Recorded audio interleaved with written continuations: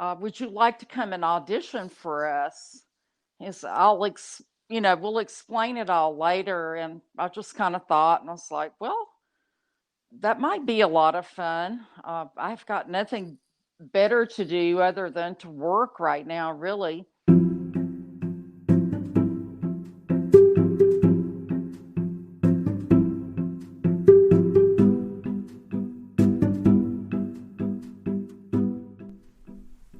Hello, and welcome to another episode of Live Through That, the companion podcast to my book of the same name, where I look at influential 90s musicians and where they are today. I'm Mike Hipple, and on this podcast, we'll dig a little deeper into the lives of some of the artists I feature in my book. In upcoming episodes, I'm planning on branching out and including folks I wanted to get in my book Live Through That, but didn't because of timing or whatnot. Plus artists from the 80s that were in my first book, 80s Redux. Kicking it off this week is Vanessa Briscoe Hay from the influential late 70s, early 80s band Pylon. I first heard Pylon back in the late 80s when I was in college in Savannah, Georgia, and I was blown away by them. Even more so when I saw them play live a little bit after that when the band reformed after breaking up in 1983. Pylon emerged from the scene in Athens, Georgia that produced the B-52s, REM, Love Tractor, the Method Actors, and many others. REM's Peter Buck famously said of the band's debut record that it made him, quote, suddenly depressed by how much better it was than our record. REM would later cover Pylon's Crazy on Dead Letter Office, and Vanessa and her band would go on to influence generations of other bands like Sleater-Kinney, Interpol, and others. On today's episode, Vanessa tells of her joining the band and how that changed the path her life took.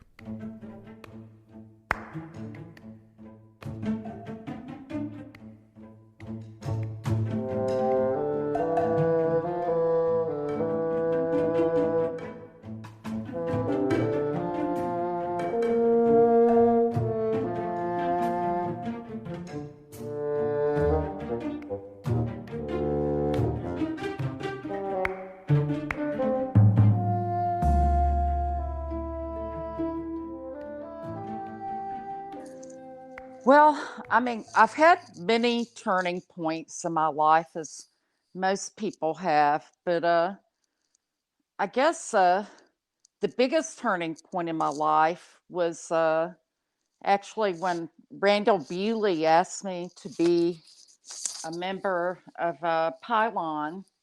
That made such a huge change in my life.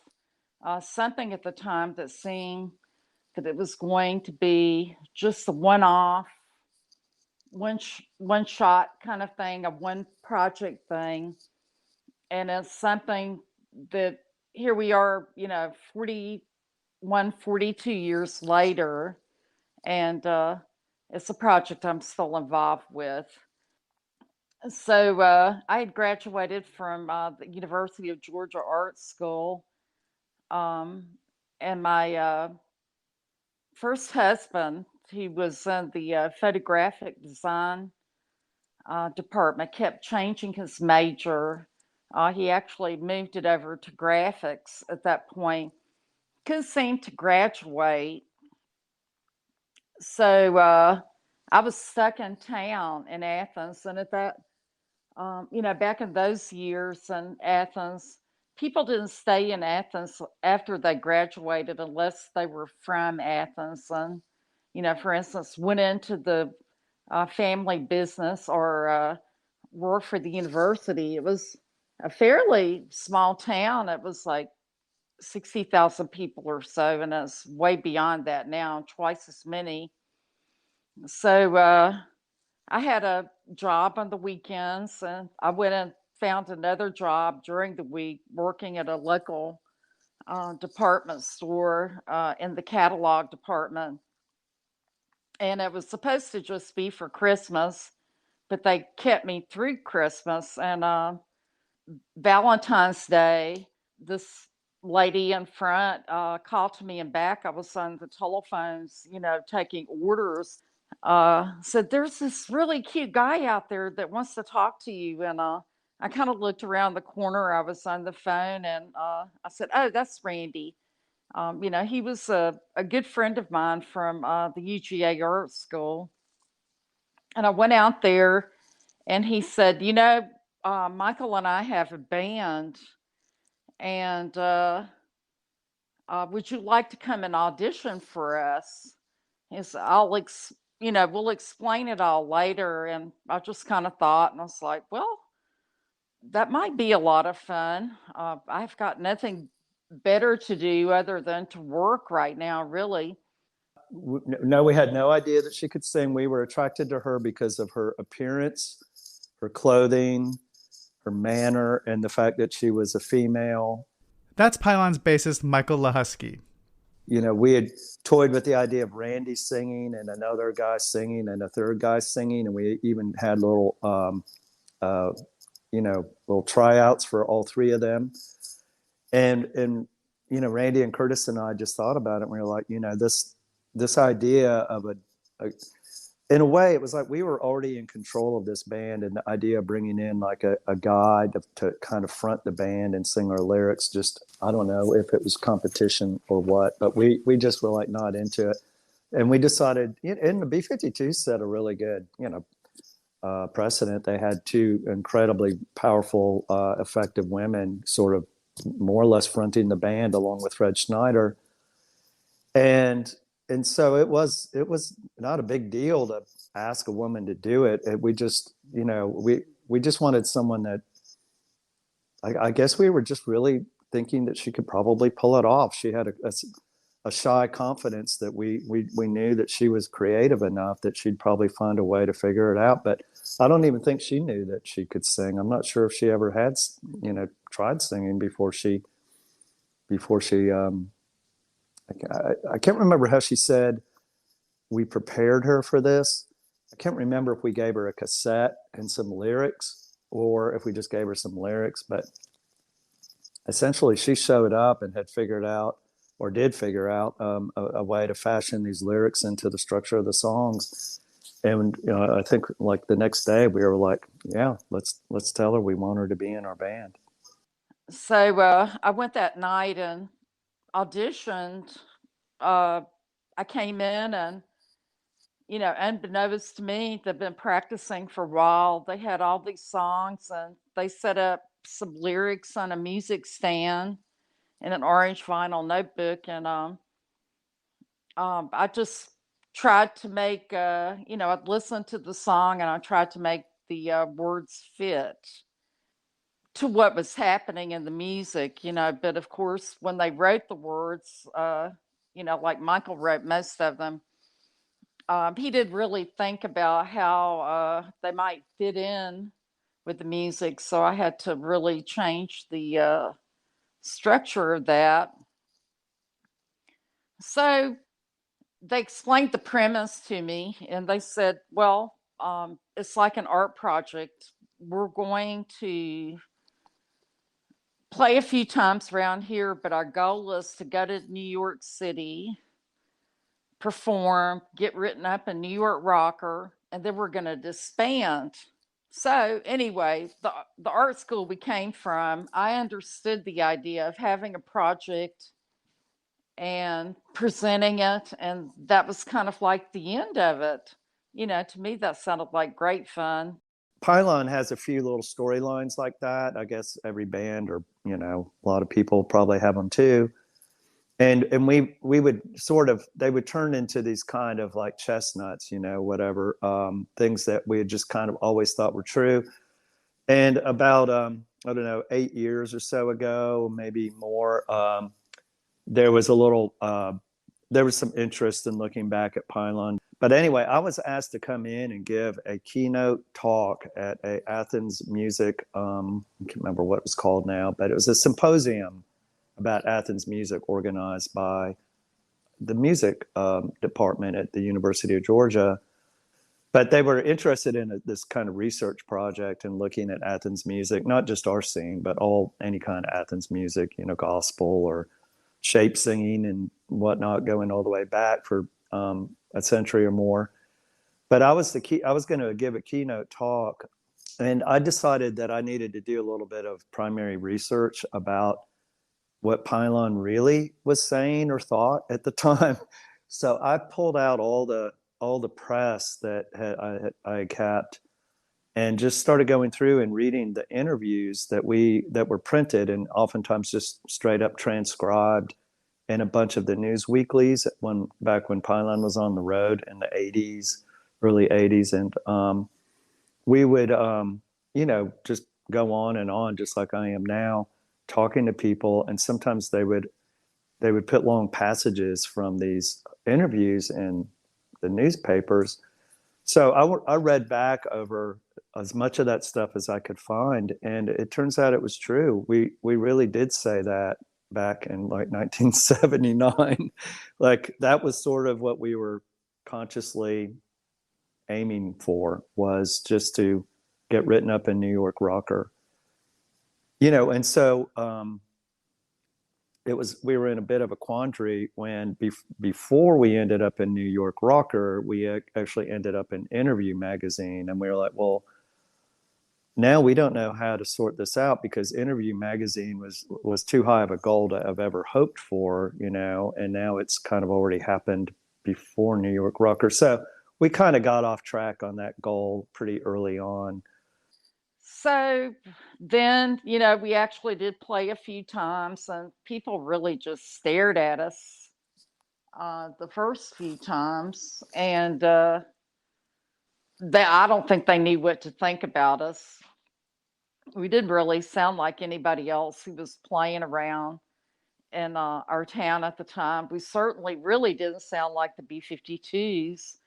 And not until I guess it was the third or fourth time we played, the B-52 saw us and just went nuts. And they were kind of like a catalyst and started dancing. And through one of their friends, Robert Malner, he was a designer but also worked at the door at the Med Club, we got booked into Hurrah. And we opened for the Gang of Four. I guess it was about let's see, it was mid-August. They got me in mid-February. So ever how many months that was, not even half a year, we were playing in New York City. And then it was just too much fun to give up, and we kept going. So that really changed the whole trajectory of my life.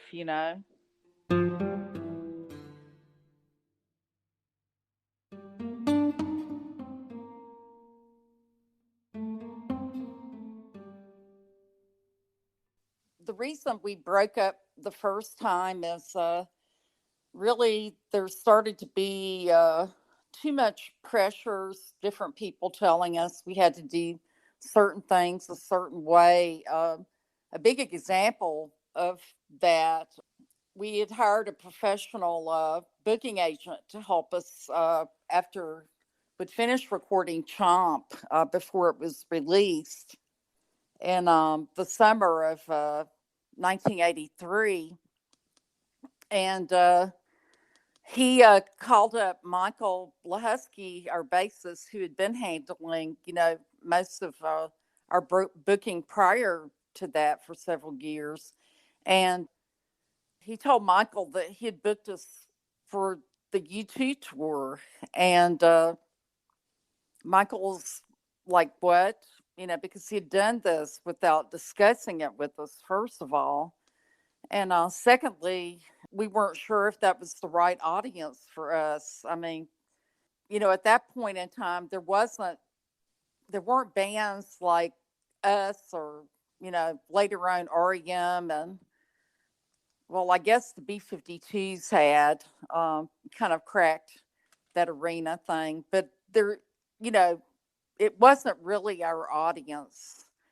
We hadn't really built up to that point. And so it didn't sound like a lot of fun to us. And so the booking agent said to Michael, well, if you aren't going to do this kind of thing, why are you in this business? And so Michael came back to talk to us about this. And we were like, yeah, why are we in this business? Because we'd made a pact in the beginning that we would do it as long as it was fun. That was kind of the what was behind the whole thing, is it was an art project. It was meant to be fun to us. And we were supposed to enjoy it and enjoy what we were producing and, have some control over our lives and how we did things. And so, to keep the guy from having egg on his face, we agreed to do several of those shows. And I came back and talked about it a lot. And we were like, well, you know, let's just go ahead and break up. So we didn't announce that to anybody, but we spent time, you know, touring some, going around the country. And then we also, because we'd had the record come out, we wanted to be sure we did some touring for it. And then we made a point of going and traveling to cities that we really liked to perform in, and especially up in the Northeast and Atlanta and Athens, of course. And so we played our last show in December 1st, 1983 in Athens.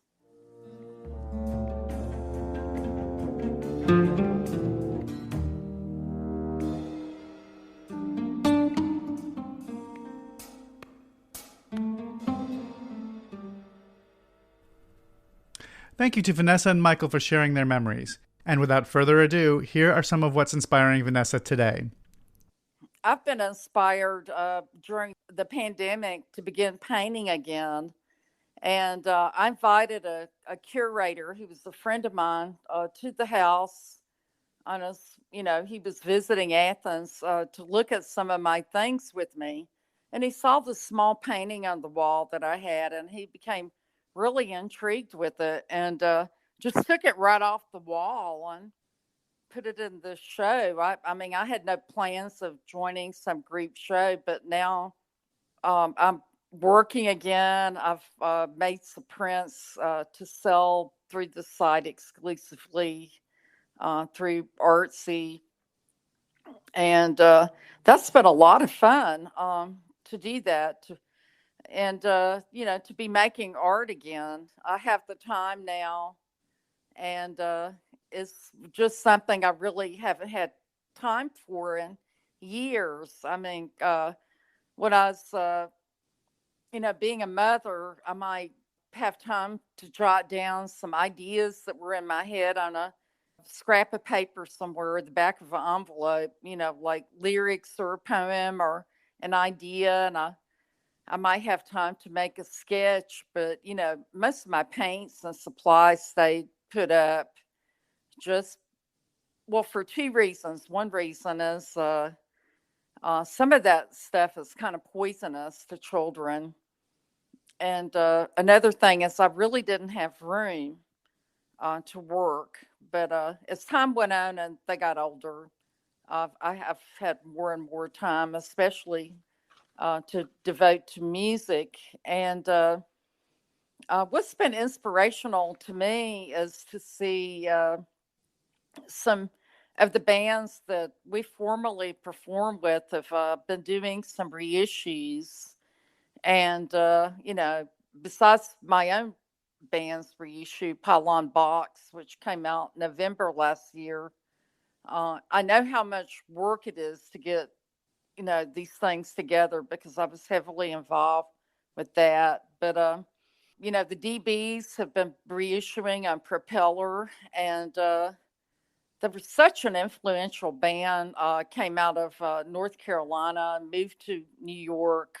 It's nice to see them reissuing their product and getting some recognition, maybe for their influence on other bands.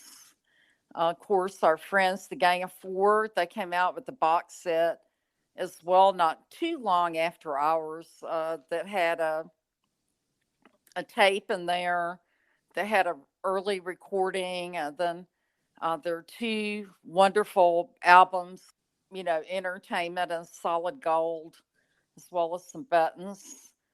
And then the Bush Tetras, who, they recently experienced the loss of their drummer, D-Pop.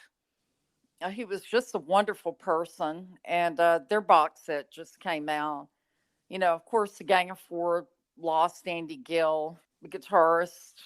He was so influential several years ago. Now, a musician, I I am so embarrassed that I just really had never paid any attention to him before. That recently came to my attention through a New York Times article and a post on my friend Jason Neesmith's page about this guy turning 80 is Michael Hurley. And I think that he's probably more well known in the Northwest than he is in my area, in the Northeast than in, my area of the country. But I could be wrong. But he just had an album come out. He's 80 years old now.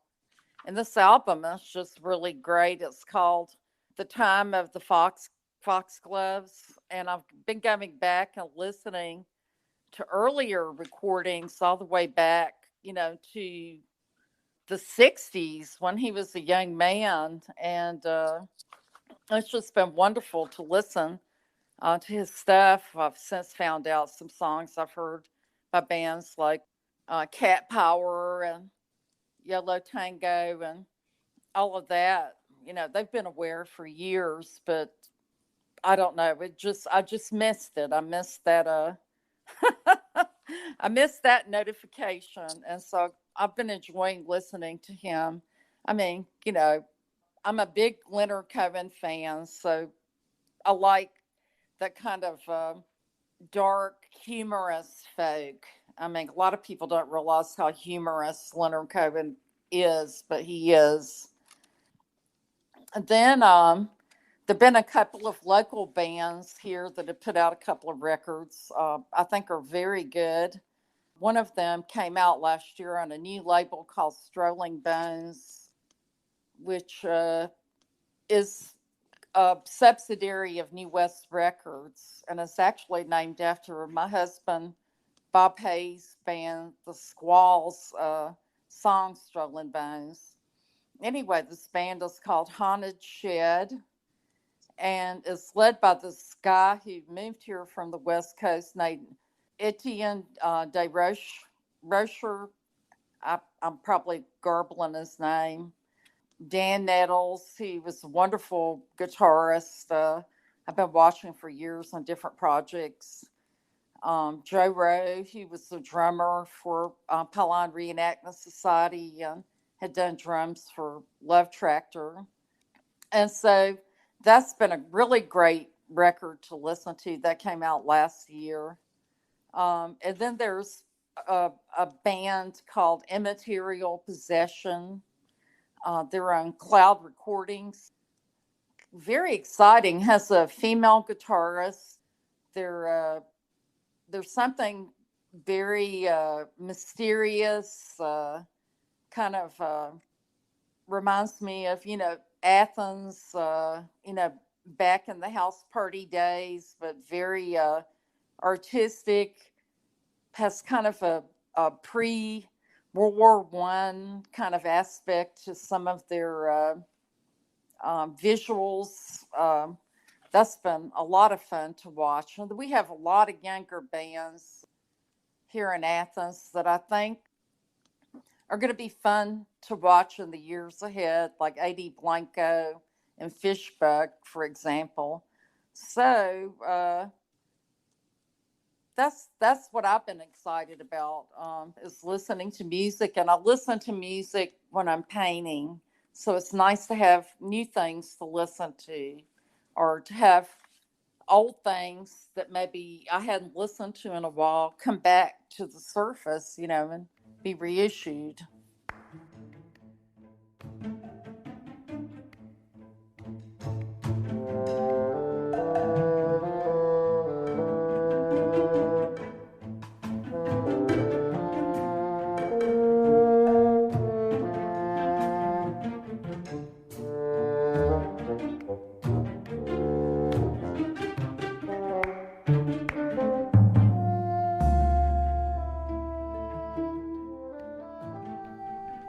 And that's it for today's episode. You can buy my book on 80s artists that features Vanessa, 80s Redux, wherever you buy your books. And please be sure to also check out my book on the 90s, Live Through That, available everywhere now. You can get 15% off Live Through That using the promo code PODCAST15 by ordering at the link on the podcast page. And if you like this show, please subscribe so you know when the latest episode comes out. Thanks for listening, and we'll see you next week.